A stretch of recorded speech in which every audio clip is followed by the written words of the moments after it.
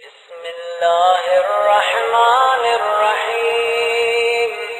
اللهم صل على محمد وآل محمد.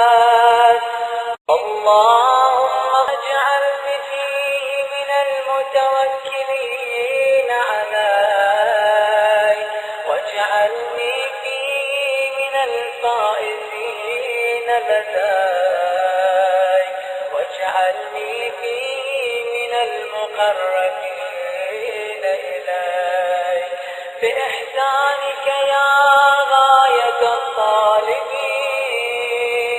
وصل اللهم على محمد وآله